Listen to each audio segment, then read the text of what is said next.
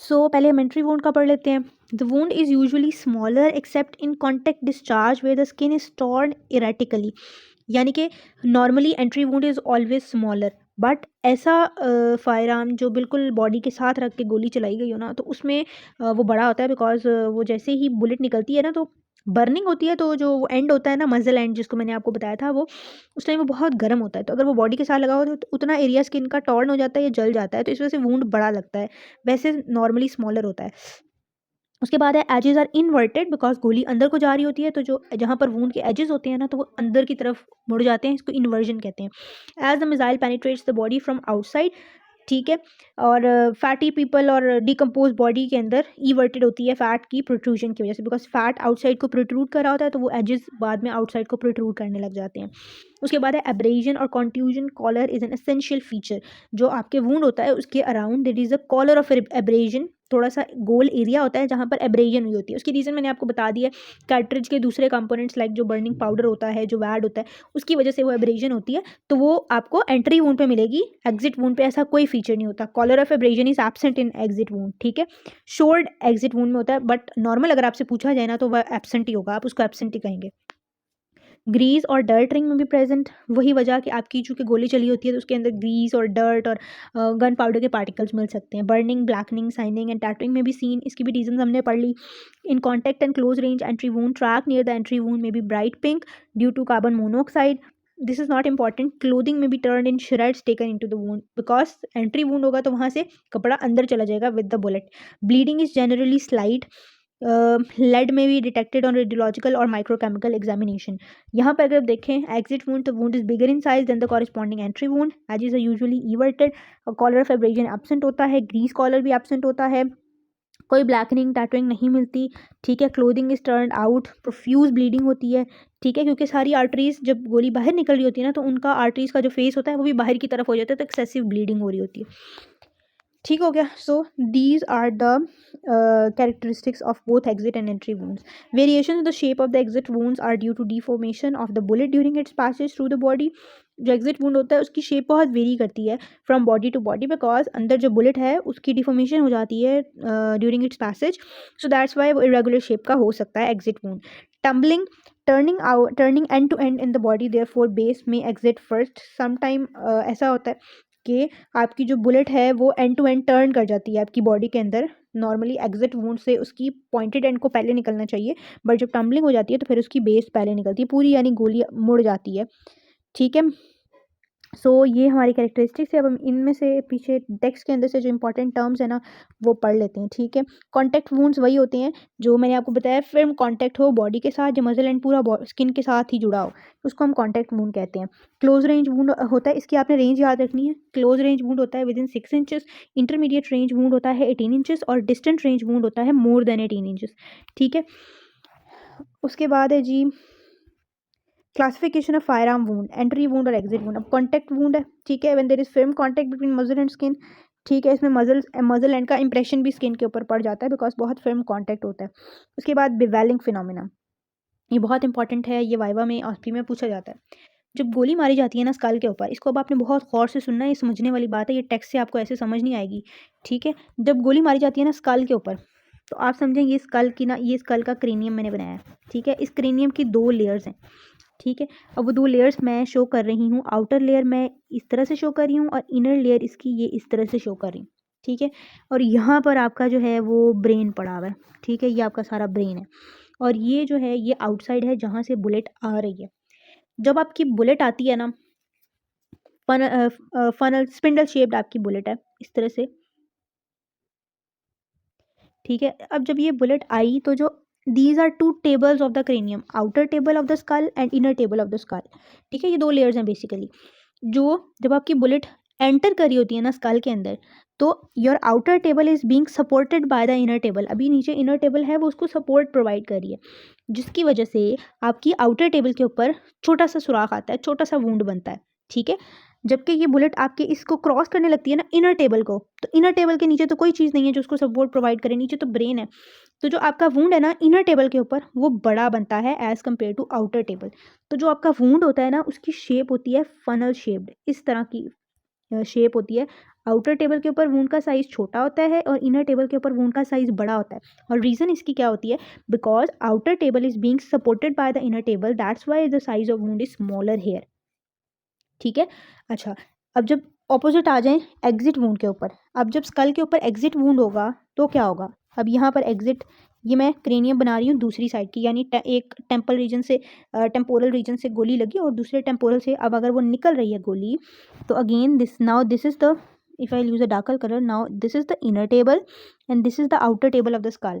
अब गोली ने अंदर से बाहर जाना है ऐसे, अब जब वो अंदर से बाहर जाएगी ना, तो अब inner table is being supported by the outer table. ठीक है। सो मैंने यहाँ पर दोबारा ड्रॉ किया है कि now this is the outer other side of the school, opposite side जहाँ से अब गोली ने बाहर निकलना है, तो अब this is the outer table और this is the inner table.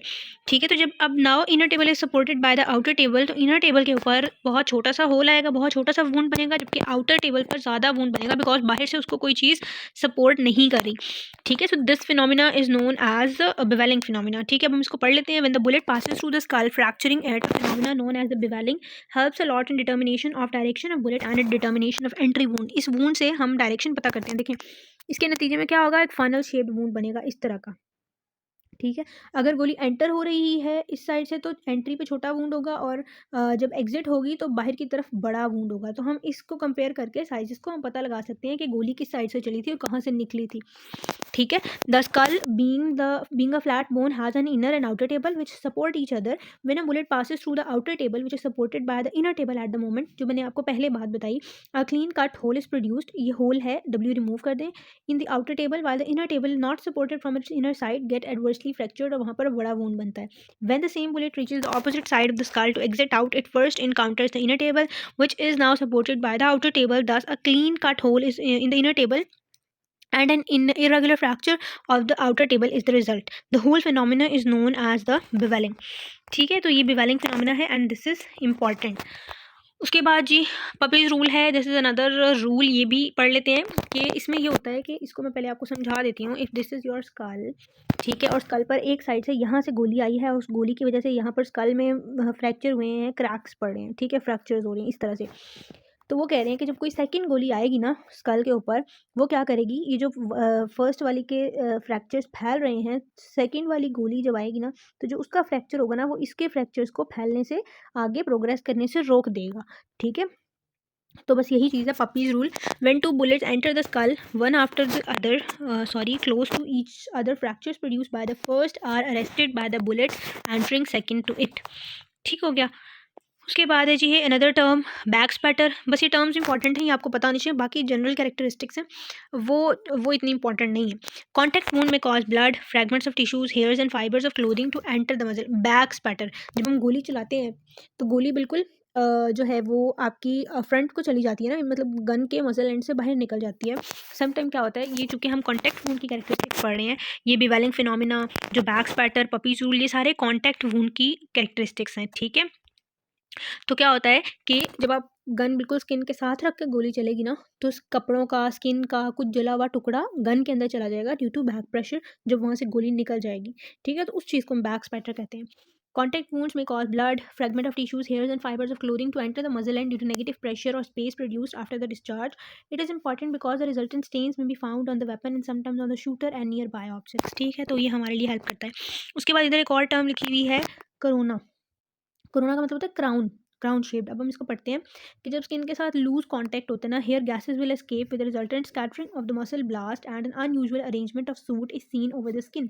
जब थोड़ा सा लूज कांटेक्ट हो, स्किन के साथ कांटेक्ट ही है बट लूज कांटेक्ट है, उसमें क्या होगा कि जो आपकी मसल एंड से जब गोली और सारा कुछ निकलेगा ना, तो छोटा सा blast kind of a thing होगी, और जो surrounding skin surrounding the wound है उसके ऊपर आपको unusual arrangement of blackish material which is known as soot, वो मिलेगी। ठीक है। और उस चीज़ को हम कोरोना कह रहे हैं। ठीक है। Having a circular zone of suit deposit surrounding the wound of entry separated from it by the zone of normal skin। ठीक है। तो this was your close range contact wound की characteristics. Close range wound 6 inches के अंदर अंदर होता है।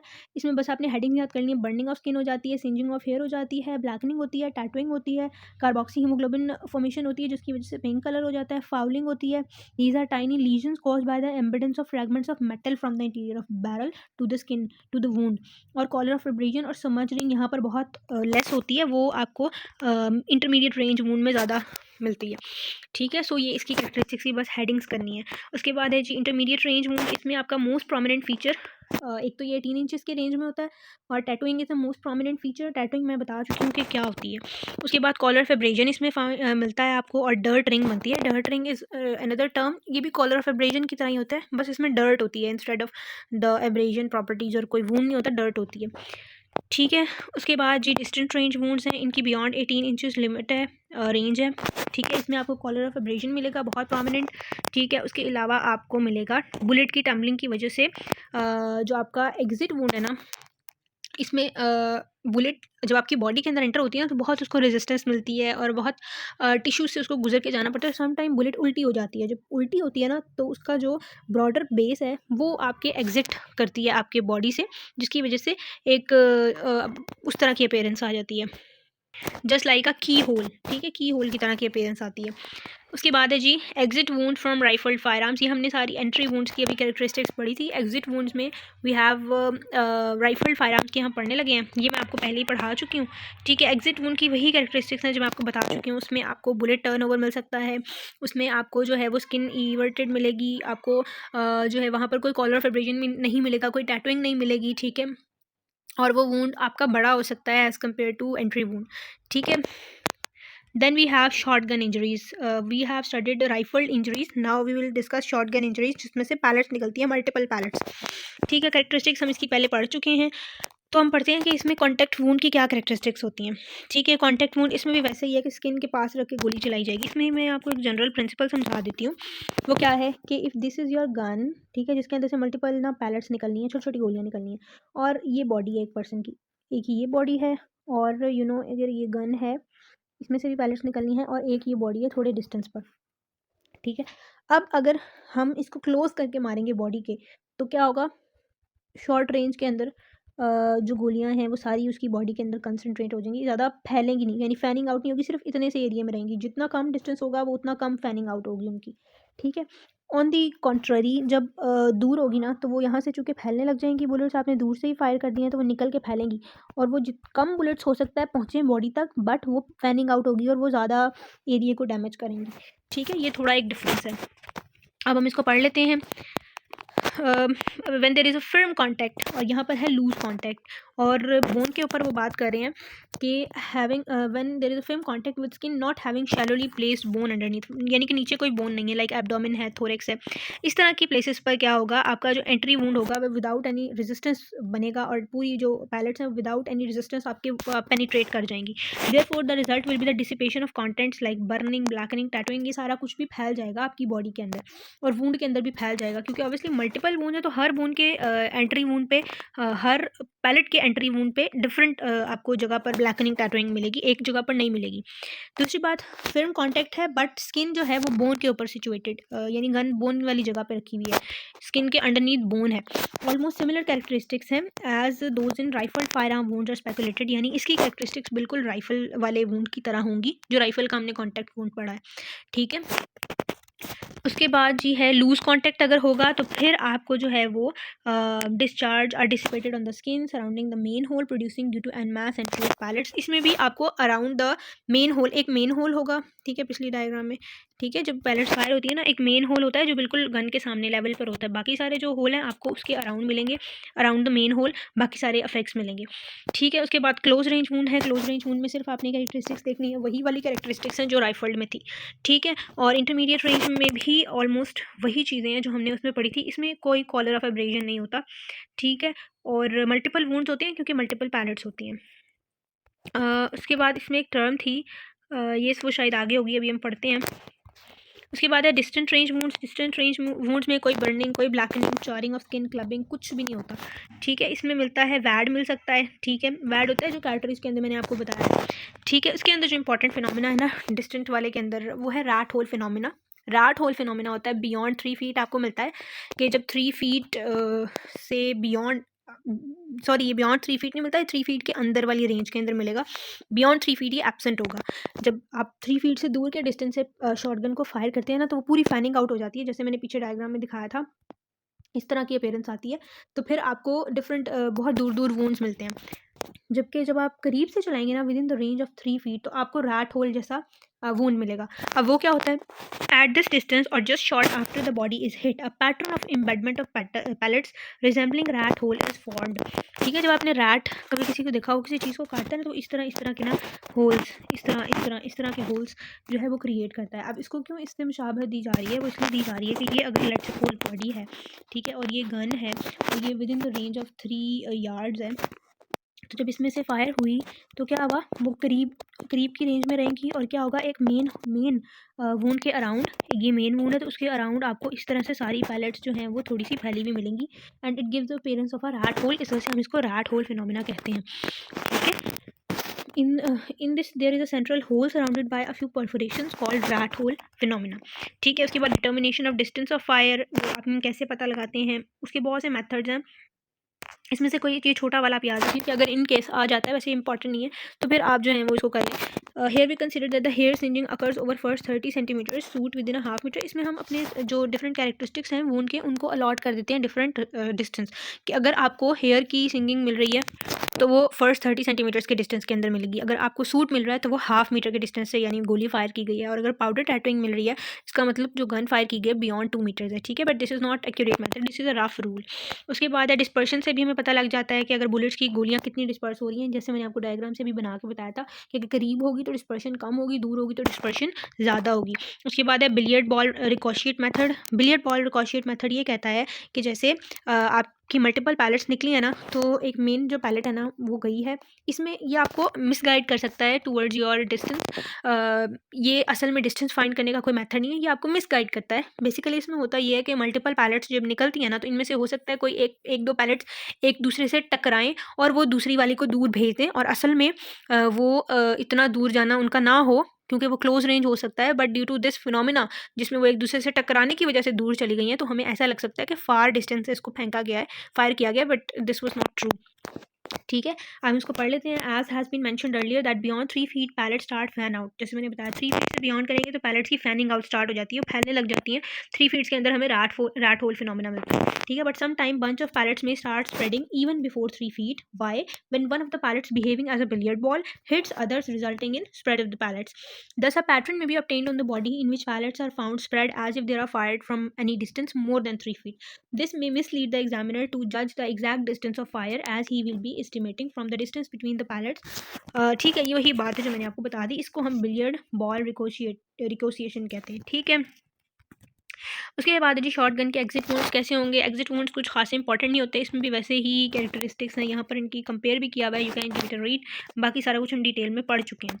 Then we have the next topic determination of direction of fire. Direction of fire gives information कि आपकी कहाँ से फायर की गई है बुलेट।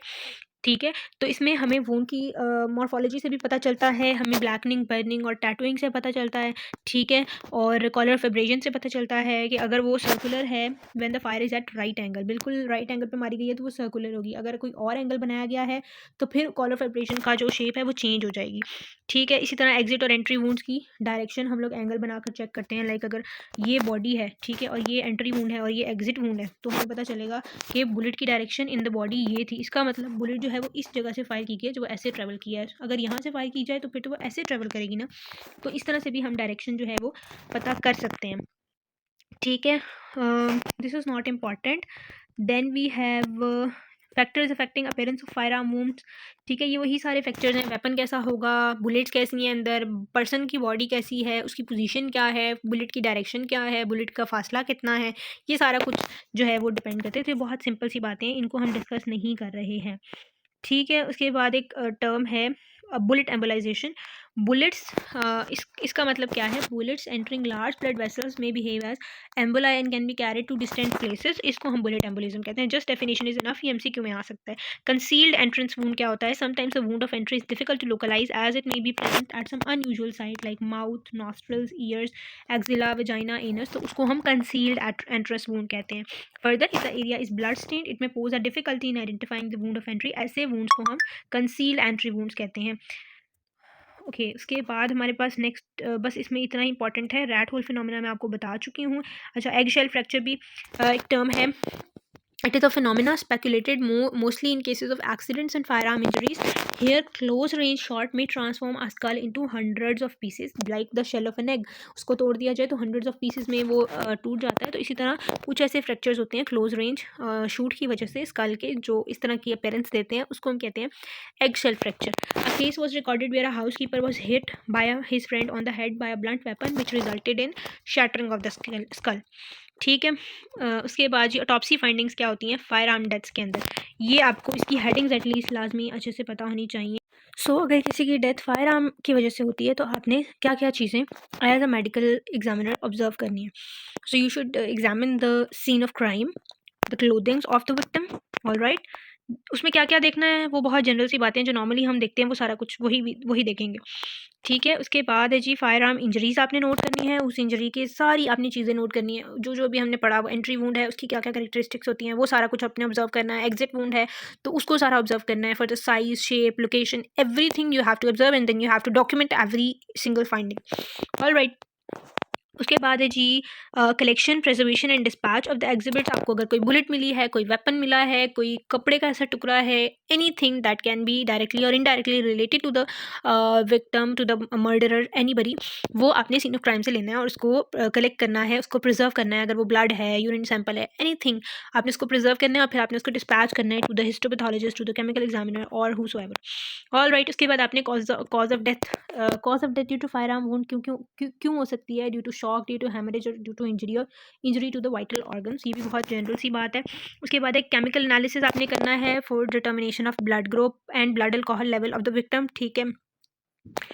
ये भी बहुत जनरल सी बात थी. उसके बाद है जी Kennedy's phenomena. This is a phenomena. इसमें क्या होता है, in situations where the victim of firearm does not expire at the scene of crime and he is rescue to the hospital, यानी वो जिंदा बच जाता है गोली लगने के बाद और उसको हॉस्पिटल ले जाया जाता है. Surgical intervention in order to save the life of victim may extend the wound. और आपको उसकी अगर इन गॉड फॉरबिड डेथ हो जाती है सर्जरी के दौरान, तो वो बाद में आपको मिसगाइड कर सकते हैं जो सर्जरी के दौरान उसकी ट्रीटमेंट हो रही होगी. This pose the difficulty to the forensic specialist in determining the wound of entry and exit and thus the direction of fire. ठीक है. इस कैनेडी एक बंदा था, उसके साथ भी यही हुआ था. ठीक है. उसकी लाइफ बचाने की कोशिश की गई जिसकी वजह से डिस्प्यूट पड़ गया कि एंट्री और एग्जिट वूंड क्या होगा. दैट्स वाई हम इसको कैनेडी फिनोमेना कहते हैं. ठीक है. उसके बाद है डिस्टिंग्विशिंग फीचर्स क्या होते हैं सुसाइड और होमिसाइडल फायर आर्म वूंड्स के. ठीक है. सुसाइड में यूजुअली गन के जरिए से एक अडल्ट मेल सुसाइड करता है और होमिसाइड में एनी एज और any gender can be found. ठीक है. सीन ऑफ क्राइम में आपको सुसाइड में कोई डिसऑर्डर नहीं मिलेगा, बहुत जो है वो सोबर सीन ऑफ क्राइम होगा. बट होमिसाइड के अंदर डिसऑर्डर मिल सकता है, स्ट्रगल मिल सकता है पर्सन का जो वो खुद को बचाने के लिए कर रहा होगा. ठीक है. वेपन आपको सुसाइड वाले में कैटाबैलिक स्पैज्म की वजह से उसके हाथ में मिल सकता है, उसके पास गिरा हुआ भी मिल सकता है और होमिसाइड में यूजुअली वेपन मिसिंग होता है. ठीक है. उसके बाद number of shots usually single in case of suicide. यहाँ पर कितने भी हो सकते हैं. साइट ऑफ एंट्रेंस यूजुअली वो यही जहाँ मारते हैं ताकि उनकी फ़ौरन डेथ हो जाए. तो टेम्पल पर, चेस्ट पर, फोरहेड पर, ऐसी ही जगहों पर मारा जाता है. ठीक है. और मर्डर में किसी भी पार्ट ऑफ बॉडी पे हो सकता है. होमिसाइडल नॉट मर्डर, जख्मी करने की गर्ज से भी गोली लग सकती है, तो it should be on any part of body. ठीक है. Distance hit should be close और कॉन्टैक्ट रेंज, इसमें कोई भी हो सकता है. Direction of firing self firing वाली डायरेक्शन होती है और वो 90 डिग्री कम ही होती है. टेम्पल पे होती है 90 डिग्री, बाकी थोड़ी ऑब्लीक ही होती है, तो वो भी जो है वो देख लिया जाता है. और कोई सर्कमस्टेंशियल एविडेंस है, रूम अंदर से लॉक्ड होगा, सुसाइड वाले पर्सन का रूम अंदर से लॉक्ड होगा, विंडोज़ वगैरह बंद होंगी, जबकि जो आपका होमिसाइडल होगा उसमें हो सकता है वो पर्सन रूम अगर अंदर से लॉक होगा तो विंडो वगैरह खुली होगी, जो पर्सन मार के भागा होगा. ठीक है. तो ये कुछ एडिशनल फाइंडिंग्स हैं जो आपको मिल सकती हैं. So that was all about fire arm injuries. जो चीज़ें रिक्वायर्ड थी वो सारी मैंने बता दी हैं. अब हमारे एस्फिक्सिया रह गया और सेक्शुअल ऑफेंसेस रह गया और एक दो टॉपिक्स हैं. So we will cover them इंशाल्लाह सून. तब तक के लिए अल्लाह हाफ़िज़.